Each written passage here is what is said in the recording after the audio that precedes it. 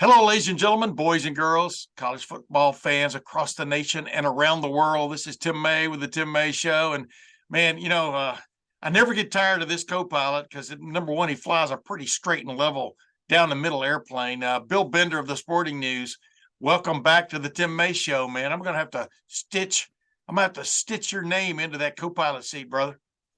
Well, you texted me the other day. I believe I was on with Bobby Carpenter and Jacob Hester, and I called them my favorites. And you said I thought you were my favorite, and you're my favorite of all the favorites, Tim. It's great to be on with you. And man, we're right down the stretch here. We've got 3 weeks till the playoff pairings. It goes fast. Doesn't seem like that long ago that I was talking to you about Big Ten Media Days. So, man, a lot going on, and a lot has changed since even the last time I talked to you. Yeah, actually, college football playoff starts in 2 weeks when Ohio State visits Michigan, barring any unforeseen ridiculous upsets this week. Ohio State hosting Minnesota, Michigan playing Maryland, and we'll get it.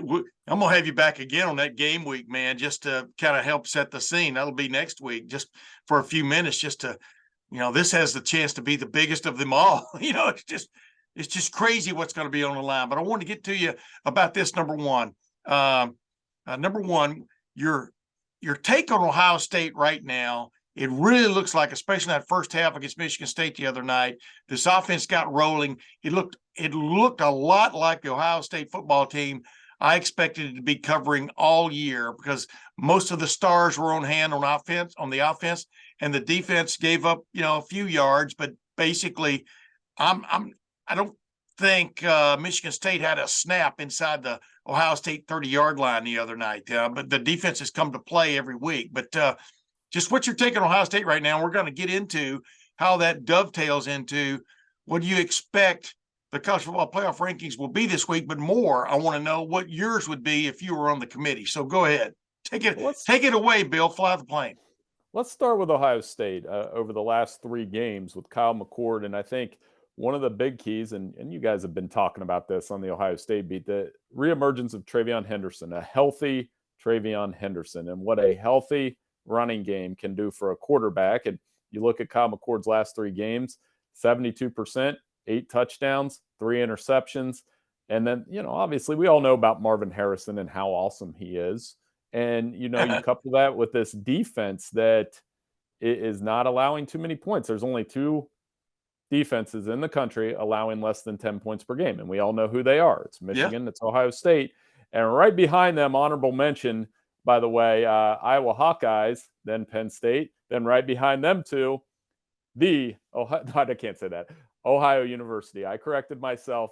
The Ohio Bobcats are in a top 5 defense as well. So very excited about all those teams. I think the way, and you've heard Ryan Day talk about it, Tim, right?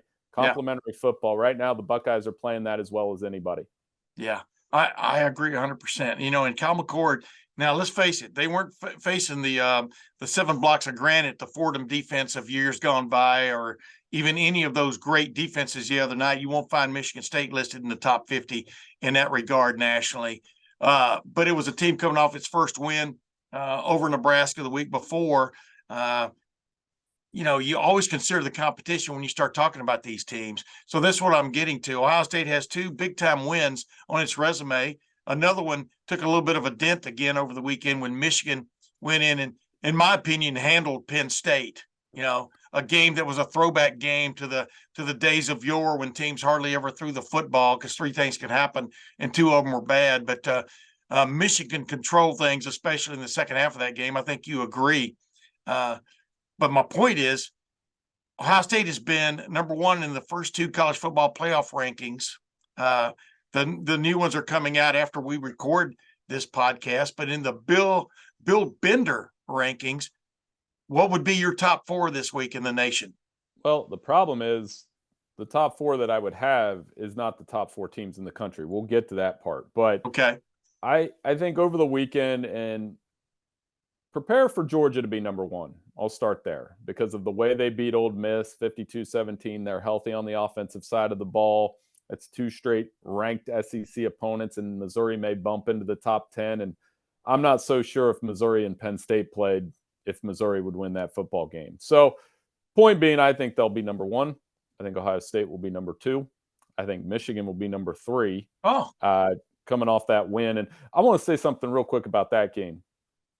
I think it's a huge indictment on Penn State, honestly, to have a team run the ball on you 32 straight times and not being able to change that in your house. And obviously they fired their offensive coordinator.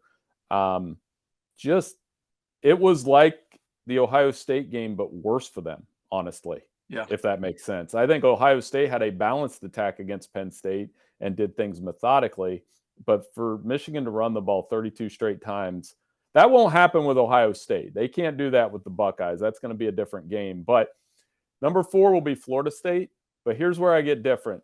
I think the top 4 teams, the best teams in the country right now in November with 2 weeks to go, I think it's Ohio State, Georgia, Michigan, and Alabama.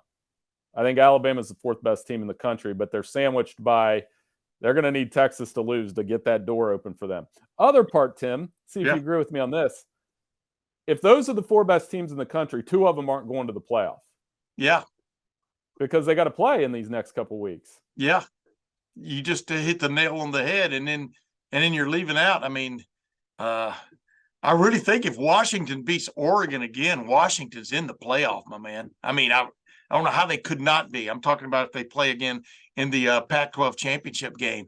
But if Oregon beats Washington, I think the committee's really going to have a conundrum on their hands. But maybe not, because, we're talking about things that haven't happened, but like they will. But I remember talking with, Urban Meyer. I do this Urban's Take with him every week, and told him several weeks ago what Alabama needed to get to was a throwback offense, the throwback meaning the 2005 Texas offense with Vince Young, where they put little weight on his shoulders, it appeared, of throwing the ball, meaning make that first read, maybe that second read, but man, you are the difference maker with your feet running the ball. And all they did was run on Vince Young's shoulders to a national championship that year. It can happen. Jalen Milroe is the real deal. And now that they've come to grips with what he is and isn't all about, I agree with you. I mean, I think Alabama is going to be all Georgia can handle, because we've seen running quarterbacks give Georgia fits, and Ole Miss, for whatever reason, just wasn't there this year. Alabama thumped them. Georgia thumped them. Ole Miss is an afterthought. Missouri gave Georgia fits and was in that game in the 4th quarter. And they have a guy that can throw and also run a little bit. So it's going to be interesting. You're right. The SEC, Alabama's already in that game, and what, Georgia can clinch this week? What am I right about that? They're already both in. Yeah, they're both in. Yeah. Yeah. So the SEC championship is reserved, and that's the point, Tim, right? That you're dead on with the Vince Young comparison. I hadn't even thought of that. That's a great comp, because you saw what Jalen Milroe did over the weekend against Kentucky. That game was over in a quarter. And when they just let him loose and run, and for when you're playing against defenses that can't contain that, it makes it look easy. I think that Georgia game is a true toss-up. And I think the loser, good chance they're out because of what you said about the Pac-12. We're running out of time for upsets. You have 9 teams with 1 loss or less, right? Yes. And assuming Texas stays the course, they're probably in. The Pac-12 championship could be a 1-loss team versus an unbeaten team. The ACC championship could be a 1-loss team versus an unbeaten team. So if you're the Ohio State-Michigan loser, and Ohio State, what did they benefit from last year? USC losing. Yeah. TCU got in, but they needed USC to lose. Yes. I don't think the Ohio State-Michigan loser will get that benefit of getting that help as of now. Things can change in 3 weeks. Things get weird. Oh, yeah. But if you lose that game, I have a feeling you're going to be on the outside looking in, even if I believe they're 2 of the 4 best teams in the country. Yeah. It's going to be interesting. We could run through 100 hypotheticals. The bottom line is Ohio State wins out, it's in. If Michigan it's in for a 2nd straight year. If Michigan wins out, it's in for a 3rd straight year. And really, that's what it comes down to. Because boy, when you get down to the 1-loss guys, and if Alabama and Georgia are sitting there with 1 loss, and the Big Ten champion somehow or another has one loss. Well, a lot of things have to happen, Bill. Yeah, My it's brain gonna is get spinning. My no, brain is it's gonna spinning. get weird. And Yeah. but I what mean, Alabama? Oregon beats Washington. You and I both know Oregon can play with anybody in the country right now. You agree with that, right? Yeah, but you're exactly right. But the thing with Oregon is the same problem with Alabama. They are handcuffed by the team that beat them is ranked Yeah. ahead of them. Yeah. And what Oregon will get a second chance at Washington. And the team to watch over the next 2 weeks is Oregon State. This team that's going to be not in the Pac-12, kind of man without a country type deal. The Yeah. next 2 weeks they play Washington at home, as in at Oregon State in Corvallis. They've got a really good run balance, pass balance. They're tough at home. And then they play the Civil War against Oregon the following week. Yeah. So they could play spoiler and effectively what poetic justice would that be if Oregon State is the one that knocks the Pac-12 out of the playoff? Yeah. Yep. Yeah. It'd be crazy. But like you just said, there's a lot of football to be played. Don't forget Texas. Texas beat Alabama. Texas was still ahead of Alabama in last week's CFP rankings, one loss each. I mean, there are just all kinds of ingredients you can stir into this bouillabaisse that this thing is turning out to be, or it could go according to Hoyle. Three of the top four teams could win out, and be there. And like you said, will the loser be Georgia? Will the loser be Ohio State? Will it be Michigan? Will it be Georgia if Alabama beats Georgia in the SEC championship game? Which conference then gets 2 in, or does anybody get 2 in? Right? I mean, it makes your head spin, right? It does, and it's interesting because like we said, we're getting down the stretch. I think of those 9 teams with 1 loss or less, the one that probably is not going to get in no matter what is Louisville. Even though Jeff Brom's had a wonderful season, yeah, the Cardinals could win the ACC, but that Pitt loss is going to hang over them. The fact that Louisville's in the conversation on November 15th is a testament to what he's been able to do. I think the team with the best shot that we could pencil them in, honestly, is probably Florida State. And they're probably the weakest of the 4 teams, but they play North Alabama this week. Not Alabama, North Alabama. Yeah. Then they play the Florida Gators, who they'll beat. And then they'll probably play either Louisville or North Carolina in the ACC championship. I think Florida is going to be 13-0.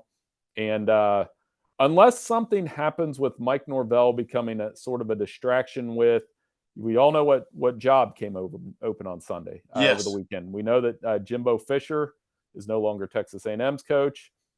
Oil money is oil money, so money's not a problem. Tim, I think if somebody offered me a $75 million buyout to not coach, I'd be okay with that. Of course you would. And I would too. And so would a normal human being. But these guys are driven, man, by a different calling. One of which is pride. The other is competition.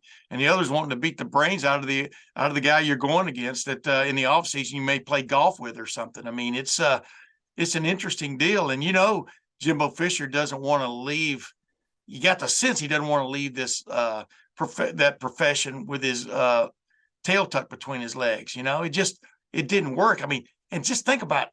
They destroyed Mississippi State, right? And he still gets fired because it had been decided. It looks like it had been decided the week before that they were going to go a different direction, a $76 million different direction. That's a hell of a direction, isn't it, Bill?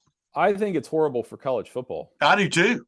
I remember I talked to Amy Perko with the Knight Commission, and they kind of oversee financial issues, welfare issues, those kind of things within the college football arena. And she said, I remember her telling me this would be really awful because you look at the money and the financial setup of this sport, and you're telling a coach $76 million to walk away when we have all these NIL issues and we have all those things. It's very irresponsible to have that kind of contract. I think it's going to call into question how much we're paying some of these coaches. Flip side of that, and I had this discussion several times over the weekend, and not to spin it in Michigan's direction, but they were, I got this question a lot, and you might have too. It was like, well, how big of a difference is it not having Jim Harbaugh on the sideline? Well, I was like, my answer back was, what are they paying these guys $9 million a year for? Yeah. If Ryan Day wasn't on the sideline for Ohio State, it would be a difference maker. Yes. If when we had COVID, Nick Saban wasn't on the sideline for the Iron Bowl. Now he may have been calling in something, but it does make a difference. So it's a tough. What do you think? What do you think about what are the ramifications of what happens with Jimbo Fisher? Yeah, I agree with you 150%. College football's got to get it. NCAA and major college football have all kinds of things they need to get a handle on, but they're not doing it. They just, the phrase I always used, and it's apropos for the NCAA, which is these schools, these member schools. They didn't just some castle over there in Indianapolis. They just keep kicking these cans down the road. I mean, and let's face it, man, these new TV contracts, for example, that the Big Ten has, that the SEC has, they're swimming in green. They're swimming in green cash. And really, in my opinion, even if the money to buy out Jimbo Fisher is coming from boosters, that's money that could be well spent doing a lot of other things. We all know that. I'm not getting into some kind of like charity kind of situation here. That's not what I'm talking about, but it's irresponsible use of finances, in my opinion. And so, yeah, they've got to, or you made a mistake, or did you maybe give Jimbo 2 or 3 more years? I mean, you've determined you can take no more of these ugly losses, and because it does come down to pride. You're embarrassed as an alum, as a student there, as a Subway alum or a Twitter alum, a lot of these schools have now, who just jump on every time something goes wrong. It's the world's greatest tragedy. Sometimes you've got to live and let live a little bit, but believe me, you expect a lot more from a coach after he's been there for a while and you're paying him a lot of money. You expect more than what they've gotten from Jimbo Fisher. I don't think there's any doubt about that. And I think you agree with me, right? No, yeah, absolutely. And I think when you're dealing with Texas A&M and that program's culture and what's going on with them, and we all know next year Texas is coming into the SEC with Oklahoma. These are old rivals with them from the Big 12 days. They are very much like, when you were in high school, they were kind of like the homecoming court, right? They've got to show each other up and get attention. Texas always gets the most attention, arguably the most attention of any program in this country. So when they're coming into their conference, maybe Texas A&M's looking to make a splash. Maybe I think a make sense hire would be a guy like Jeff Traylor at UTSA, or Mike Elko at Duke. They may go for like the flashy swing, though. They may go after the Oregon coach, Dan Lanning. They may go after Coach Prime. I'm not doing it to make a headline. I'm just saying anything is possible with Texas A&M. Yeah. Lance Leipold, man, he's the guy. I mean, I know he's an older guy. He's not as old as me, but he just knows how to win, man. I mean, he has shown that. And Mike Elko, I mean, I think we've got enough proof about him. I'm not sure. But yeah, you don't have to make this. You don't have to sell, you don't have to sell the riches of the school to go out and get a football coach who can line guys up and win games. And what's bothered you, just like with James Franklin and Penn State, the go for 2 thing on Saturday just drove me crazy. Like, I mean, I'm just sitting there and I'm not even a fan of either team, but I'm going, why are you chasing points? Why aren't you keeping this in a conventional classic scoring thing until you have to chase points? And then they were behind the 8 ball and they finally scored again. And, an extra point would have put them within 1 score in a 2-point conversion. Instead, they go for 2 again. Now they're 9 points behind. They have no shot. And just under pressure, man, guys do interesting things, right? Well, Penn State's case, they are going to have a real about face this offseason in terms of all offseason, from my editors, from writers. You read it all offseason that this was the year that Penn State was going to break through. It was going to feel like 1994. They have an elite defense. I will say that. Even against Ohio State, watching their defense pretty close, they're pretty elite on that side of the ball. Their linebackers are nice. The offense just stop and start. Doesn't have the guys necessary on the outside. Second guessing 3rd down calls, calling timeouts, then punting. Like you said, Tim, chasing points early. And again, I think it comes down to, in a way, Michigan disrespected them by running the ball 30 times. I think Michigan knew that if we run the ball and we don't turn it over, all we have to do is punt it down there and they're not going to score. Yeah. And they didn't score till late when they sped up. They had to speed up Michigan. And that's something to look for when Ohio State plays them in a couple weeks. When Penn State sped up a little bit, it worked. And I would anticipate the Buckeyes may do that. Hey, and by the way, Michigan also did it with its backup head coach. We're going to get into that in a minute, Bill, before this goes. By the way, this is starting. You can feel the holiday season coming around, right now. And let me just jump in here with a little message from HelloFresh. It's a sponsor with On3.com and with LettermenRow.com, and they've been a sponsor of this Tim May show. And the great thing about HelloFresh is it's America's #1 meal kit. It's growing by the day.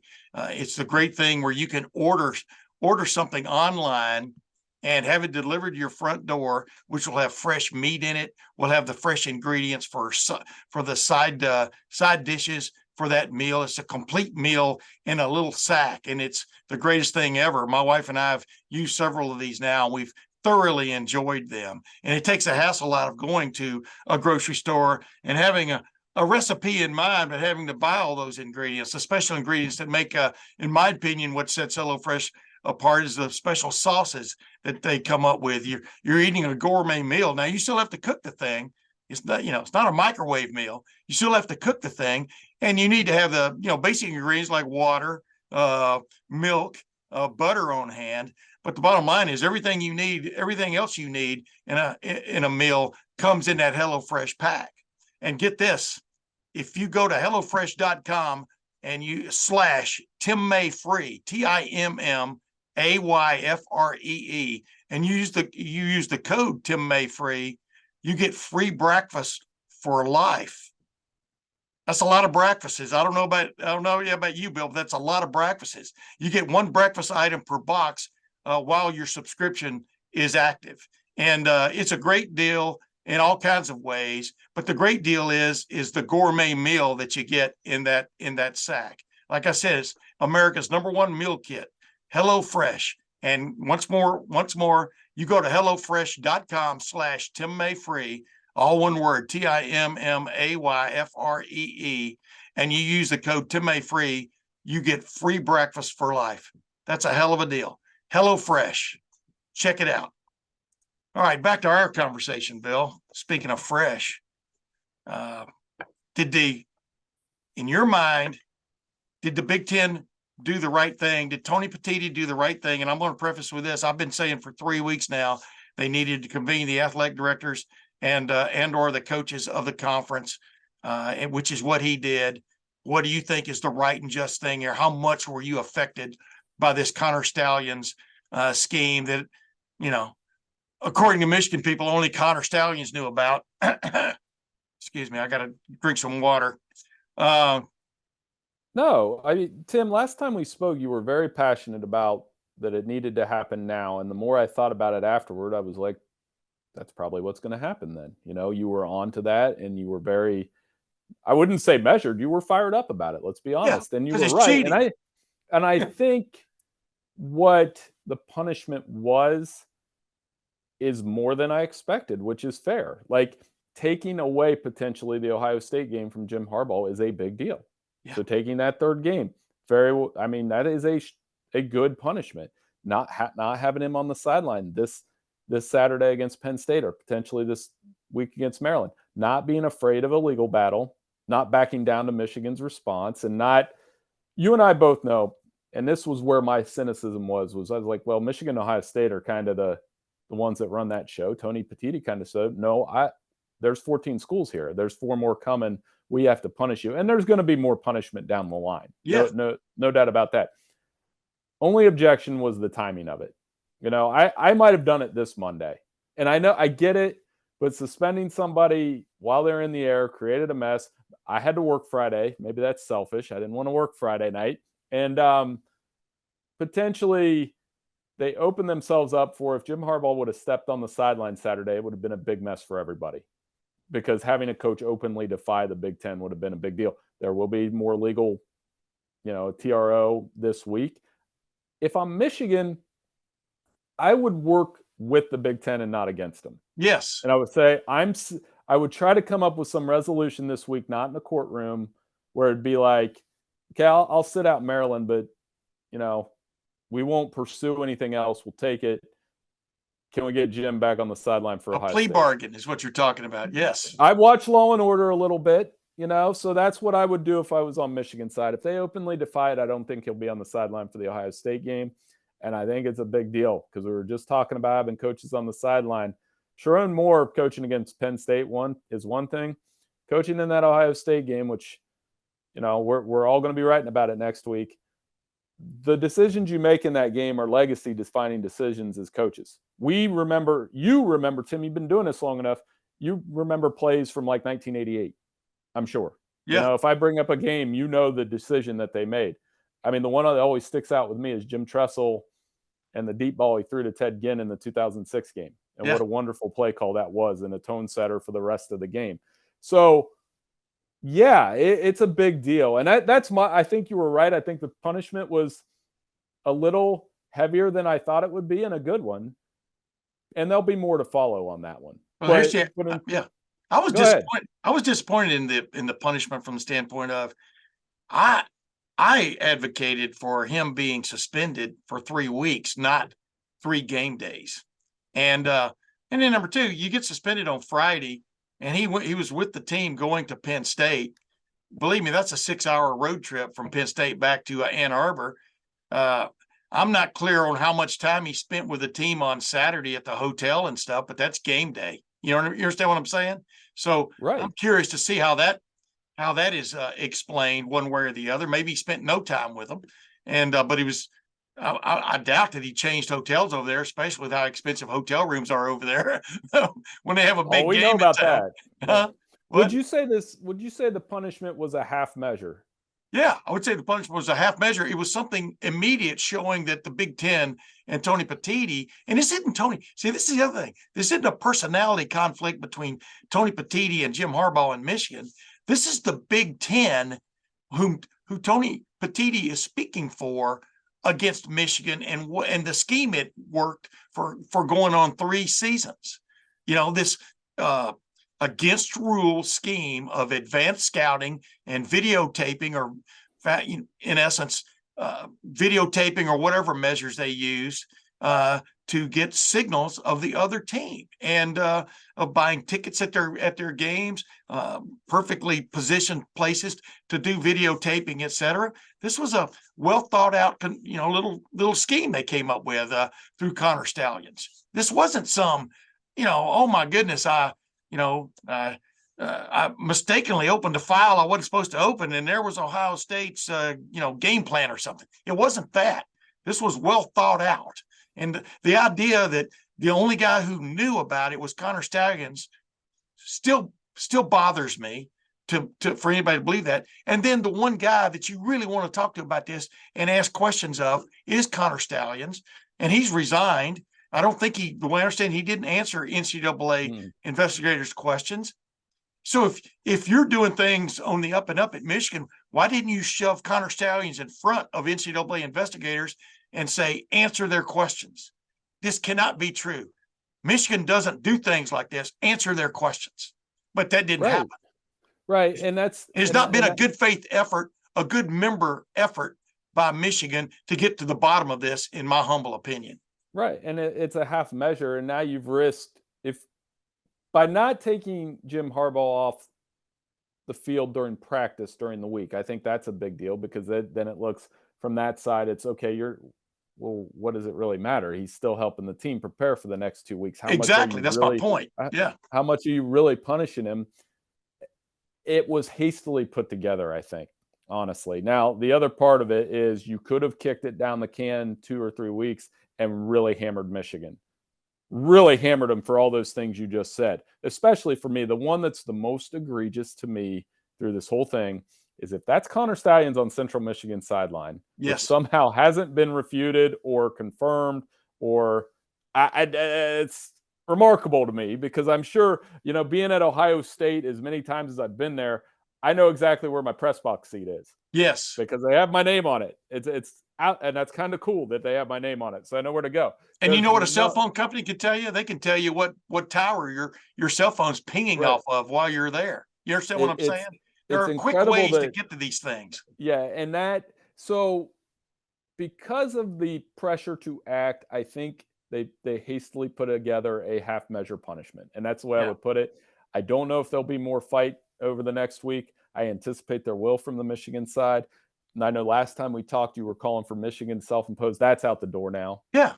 Because of the way it was hastily put together. And, it's just not good messaging coming from them right now, because it's almost like, I get it from the on the field, the football player standpoint. If they want to be defiant, those are the kids on the field. The leadership and the administration, that's a different kind of look. Absolutely. They're the grown-ups. They're over 40. They're men. They can take it. Right. So I think, and women. And it builds up to next week, which, I mean, I'll ask you this. What do you think Jim Harbaugh will be on the sideline when they play Ohio State? I think it's 50-50. I'll tell you something. The biggest development, in my opinion, that tells me that there's a good chance he will not be, great chance he will not be. Everybody thought that was going to be a slam dunk. The TRO, they're going to bring it in front of a local home field judge, and boom, he was going to grant it. He did not. I mean, he pushed it off till the Friday of this week to even really consider it, gather all the things. I mean, that slam dunk they were going for did not happen. So this is a guy, the judge will understand they brought in front of, I'm not saying clearly this guy has scruples, has morals, believes in the letter of the law. So I don't think that looks good for Michigan, that he looked at it initially and just goes, nah, let's look at this again on Friday, when cooler heads will prevail. So no, I don't believe he will be on the sideline just based on that, because, there are sticking points there that basically Michigan, the way you get it, that the meeting they had, a joint meeting between the NCAA, the Big Ten, and Michigan way back in the middle of October, where Michigan, it looks like pretty much mea culpa of the fact that this happened, but yet it's not to the level of where guys, penalties should be meted out immediately. I mean, in my opinion, it looks like they almost pleaded guilty to the rule violation, and right. It's not a court of law. But so how do you go back and say, but that doesn't mean we should still be penalized because other teams steal signs during games, et cetera. Well, that's not what it's about. It's about you breaking an NCAA, longstanding NCAA rule. Justice delayed is justice not served, or whatever how that goes, right? That does sound like something Jack McCoy would say on Law and Order. Yeah. No, I agree. And I don't think he'll coach against Maryland. I think there's slim to none chance that happens, because if you're not doing the hearing till Friday, that's another road game for them.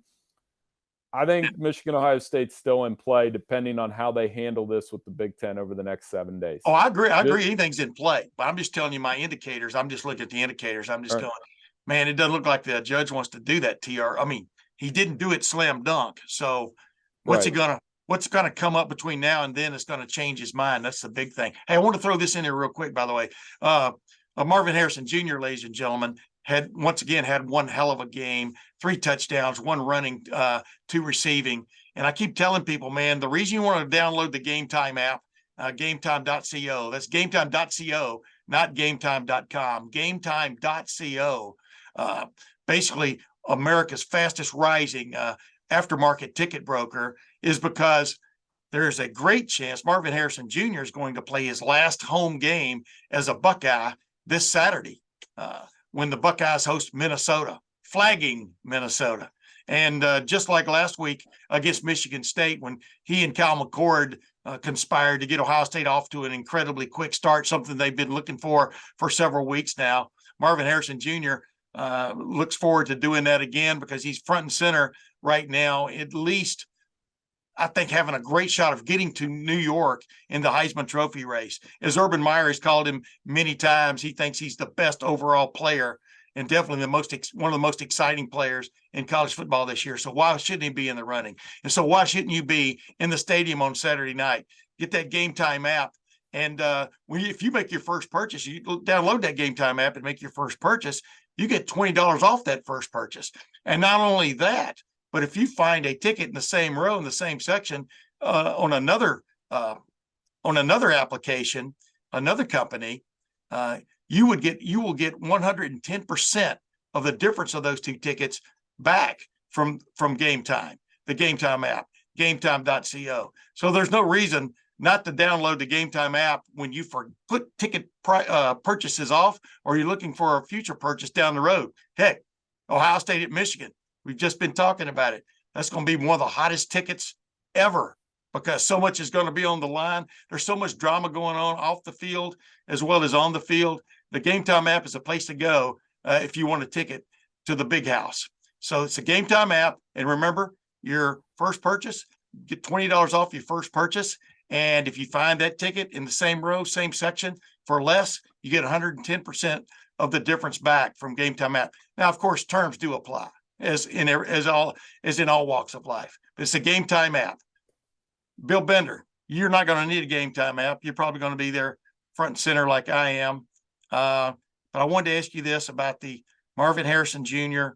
Heisman campaign, which Ohio State is pretty much pushing to a certain extent just because they think this young man is special, or as I call him, I think he's marvelous. How much of a chance does he have? I mean, Michael Penix Jr. got to figure is the front runner right now. At least that's what I think.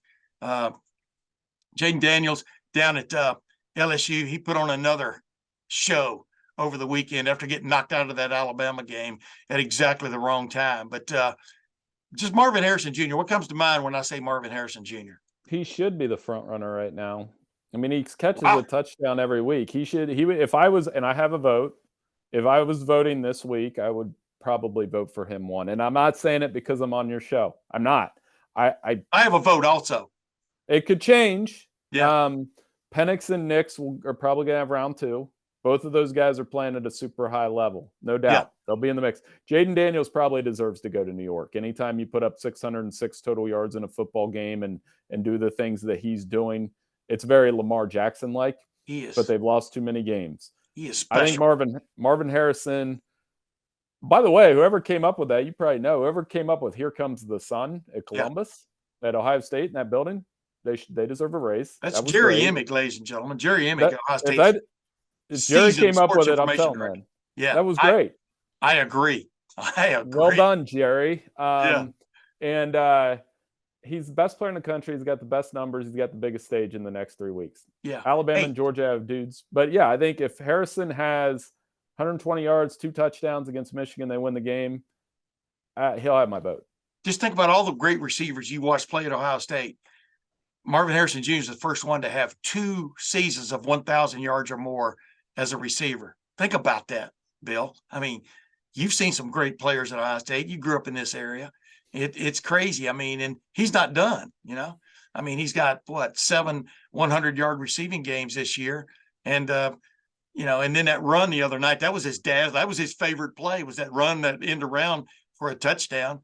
You can call it a jet, whatever. It looked like the International Space Station, the way he took care of business. And, yeah, he's a special guy. But I tell you what, man, the guy who's sneaking up in this race, and we just talked about him a little while ago, Jalen Milroe. Right. We've seen some late comers, man. And, man, if he gets out, well, he's already got Alabama into the SEC championship game. If they pull that one off, I'm telling you, you can feel the groundswell from here, can't you? A guy that struggled against Texas, didn't play against South Florida. What a story that would be. Yes. And he's turned it on. He has. The last couple of weeks, it's like, okay. Now, I mean, he went step for step with LSU when you knew that was going to be a high-scoring game. Yeah. And he's figured it out a little bit. And they've figured – that's Nick Saban. Like, love the guy or hate him. That guy knows how to coach. He knows how to figure things out. He knows how to work and evolve and adapt. And some coaches, Jimbo Fisher, other ones that are going to get fired over the next 3 weeks, didn't learn how to adapt. Nobody – I mean, Ohio State, you can make the case Ryan Day's adapted. Yeah. They're winning with a different formula this year. Yes. And, the great ones do that. Kirby does. Kirby also tells his team that nobody believes in them every week, and yet they're number one. So all of those guys really know what they're doing. And like I say, you add Michigan in there, whoever their coach is, those are the 4 best teams in the country, and they got some things to sort out over the next 3 weeks. The great coaches take what they've got, whatever it is, and beat you with it. That's what Bear Bryant did, the old – Nick Saban's predecessor, so to speak, in the legend market down there. Although Gene Stallings was pretty good, but they take what they've got, whatever it is, and they figure out a way as the season goes on to beat you with it and get better as the season goes on. We're seeing Ohio State's offense blossom before our eyes right now. You're seeing Alabama's offense blossom before your eyes right now. You're either getting, as the old saying goes, you're either like in auto racing, you're either getting better or getting worse at this moment in the season. And there are some teams that are getting better. Oregon is getting better. Washington, after a little bit of a lull, in my opinion, is getting better. That was a hell of a game against Utah, and they figured out a way to win that game in some little bit inclement weather, from a wind standpoint. But they figured out a way with maybe the nation's best passer in Michael Penix Jr. to win that game and keep alive and stay undefeated. That's what it's all about now, right? Putting the W's up on the board. Yeah, and who blinks?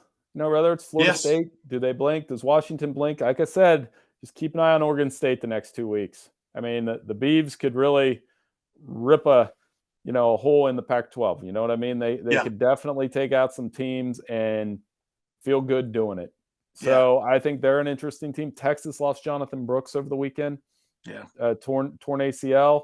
So, and he had been really steady in their running game. They got to go to Ames on Saturday. Yep. They go to Iowa State. Weird things always happen at Iowa State late in the season. So there's a long way to go. Enjoy it. But I think as far as Michigan and Ohio State go, both will win. Michigan's got the annual Maryland may throw a scare into them on the road game.